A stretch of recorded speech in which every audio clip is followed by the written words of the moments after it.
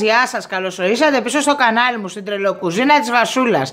Τι μου κάνετε πριν σας δείξω τι εκπληκτικό, μαγικό γλύκισμα θα κάνουμε με 3 υλικά που θα τρελαθούν τα αστέρια σας. Θέλω subscribe στο κανάλι μου γιατί με βοηθάτε να γίνομαι καλύτερη.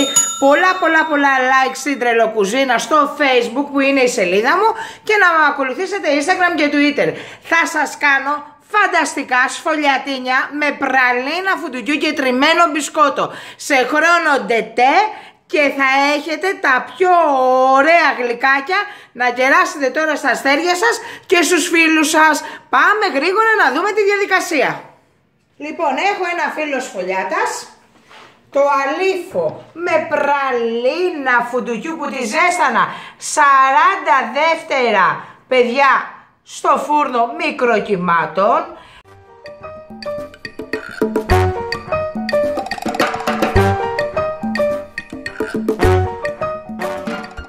Και τώρα θα ρίξω εγώ τριμμένο μπισκότο. Εάν δεν θέλετε τριμμένο μπισκότο μπορείτε να ρίξετε τριμμένο φουντούκι, αμύγδαλο, ό,τι θέλετε. Εγώ έχω πάθος με την πραλίνα φουντουκιού και το μπισκότο. Το βλέπετε? Άντε για... Και τώρα θα ρολάρουμε.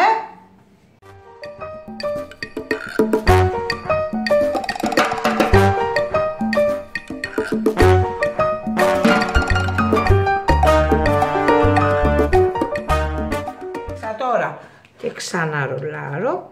Έμεινε φύλλος φωλιάτας, δεν το πετάμε. Κάνουμε πολύ ωραίες έξυπνες λύσεις. Έχω προθερμάνει τον φούρνο μου στους 180 στον αέρα και θα το ψήσω περίπου μισή ωρίτσα.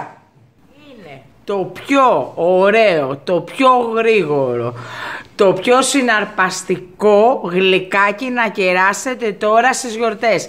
Ειδικά για τα αστεράκια σας θα πάρετε τόσα φιλιά και αγκαλιές που δεν φαντάζεστε.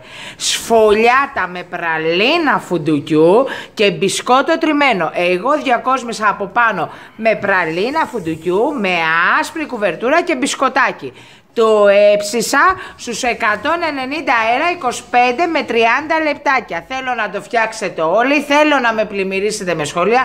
Θέλω πολλά subscribe στο κανάλι μου γιατί με βοηθάτε να γίνομαι καλύτερη.